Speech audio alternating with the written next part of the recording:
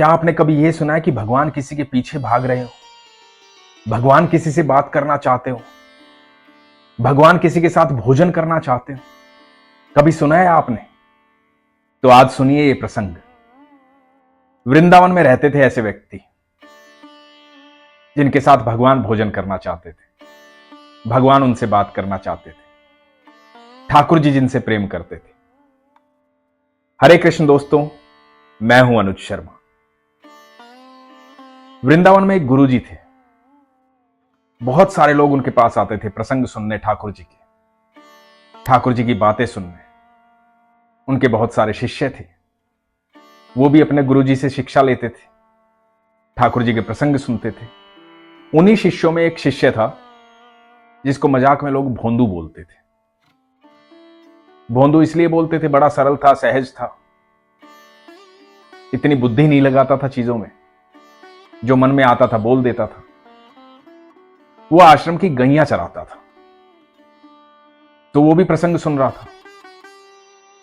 तो एक प्रसंग में गुरुजी बता रहे थे कि भांडिर वन में ठाकुर जी आते हैं अपनी गैया चराने के लिए। पीले वस्त्र पहन के, मोर मुकुटधारी, हाथ में बंसी। अद्भुत लगते हैं ठाकुर जी जब आते हैं, गैया चराते हैं। ठाकुर जी जैसा निराला कोई भी नहीं। उनका रूप देख करके आदमी पागल हो जाए। अद्भुत है ठाकुर जी। घुंघराले बाल हैं उनके, चेहरे पर इतना तेज है मानो सैकड़ों सूर्य चमक रहे हैं। ऐसे लगते हैं ठाकुर जी। ये बात भोंदू भी सुन रहा था, और भोंदू को लगता था कि जो बात गुरुजी करते हैं वो बात सत्य है, सच है, ऐसा ही होता है। भोंदू को यह नहीं पता था कि यह बात बहुत पुरानी बता रहे हैं गुरुजी, पहले की बात बता रहे हैं। भोंदू को लगा कि भांडिर वन में आज भी आते हैं ठाकुर जी। तो भोंदू के मन में आया, मैं तो गैया चराने रोज जाता हूं, लेकिन भांडिर वन में ठाकुर जी तो नहीं आते। पर कल जाऊंगा तो ध्यान रखूंगा इस बात का। वन इतना बड़ा है, ढूंढना पड़ेगा, मुझे भी देखना है ठाकुर जी को। गुरुजी बताते हैं इतने सुंदर है वो, इतनी बढ़िया बंसी बजाते हैं, तो मुझे भी मिलना है उनसे। तो अगले दिन भोंदू गया गैया चराने भांडिर वन और ढूंढने लगा ठाकुर जी को। अपनी गैया चराने लगा और इधर उधर देखने लगा, कहीं से आते दिखाई दे जाए, किसी पेड़ पे बैठे हों। उनकी गैया देखने लगा, कहीं तो मिलेंगे। ठाकुर जी कहां मिलते। अगला दिन आया, उससे अगला दिन आया। भोंदू को कई दिन हो गए ठाकुर जी को ढूंढते ढूंढते, भांडिर वन में भटकते भटकते। ठाकुर जी कहीं नहीं मिले, लेकिन गुरु जी की बात पर इतना अटूट विश्वास, मन में यही कि मिलेंगे जरूर। हो सकता है किसी कारणवश ना आए हो सकता है किसी और काम चले गए। अब ठाकुर जी हैं, बहुत लोग मिलने आते होंगे, तो नहीं आए होंगे यहां पर। तो ढूंढ रहा था और अचानक से चंदन की महक आई। महक बढ़ती चली गई, गुलाब की महक आई, ऐसी महक जो कभी भी नहीं आई थी भोंदू को। और बहुत सारी गैयों का झुंड आ रहा था।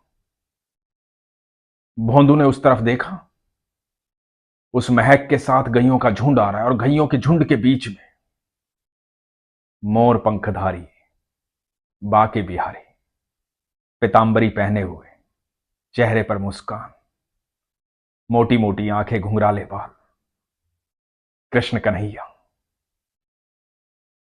चलते चले आ रहे हैं। गैयों के बीच में चलते चले आ रहे हैं।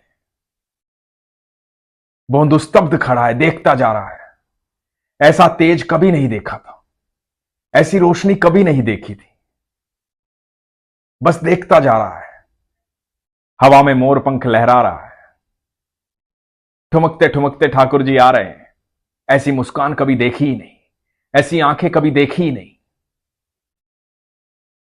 और ये स्तब्ध खड़ा है, सामने से ठाकुर जी आ गए, और ठाकुर जी आकर के भोंदू के सामने खड़े हो गए। भोंदू कुछ नहीं बोल पाया। ठाकुर जी मुस्कुरा रहे हैं। भोंदू को बोलते हैं, भोंदू। भोंदू बोलता है कि आप ठाकुर जी हैं ना, आप कृष्ण कन्हैया है ना? मेरे गुरुजी ने बताया था आप यहां आते हैं। इतने दिनों से आप ही को ढूंढ रहा हूं, आप वही है ना? ठाकुर जी मुस्कुराते हैं, कहते हैं हां मैं वही हूं। भोंदू बोलता है, अरे गुरुजी आपके बारे में बताते हैं। गुरुजी बताते हैं आप इतने सुंदर हैं, इतने सुंदर हैं। मैं सच बताऊं, जितना गुरुजी बताते हैं ना उससे तो कहीं ज्यादा सुंदर है आप। आप जैसा सुंदर तो कोई हो ही नहीं सकता। मैं तो बस देखता ही रह गया आपको। आप कितने खूबसूरत हैं। आपको कोई देखे तो देखता ही रह जाए। मैं तो बस देखता ही रह गया। तो ठाकुर जी बोले, भोंदू बातें बहुत हो गई, भूख बहुत जोर की लगी है, कुछ खाने को है तेरे पास? अब भोंदू हड़बड़ाया, बोला हां है, खाने को है। अब भोंदू बेचारा अपनी 4 रोटी लेकर जाता था, थोड़ी सी सब्जी खोली ठाकुर जी के सामने। ठाकुर जी को बोला कि ये लीजिए। ठाकुर जी ने सब्जी रोटी खाई और ठाकुर जी बोले, और कुछ है?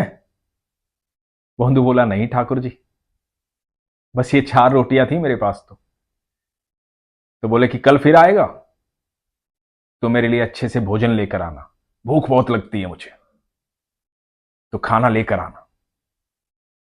भोंदू बड़ा प्रसन्न हुआ, खुश हुआ। मन में बस यही सोच रहा था, मेरे गुरुजी की बात सच्ची थी। मैं ही मन में ऐसे ख्याल ला रहा था कि हो सकता है अब ना आते हो सकता है कहीं चले गए हो, पर ठाकुर जी तो आते हैं। अब भोंदू आश्रम चला गया। भोंदू ने यह बात किसी को नहीं बताई।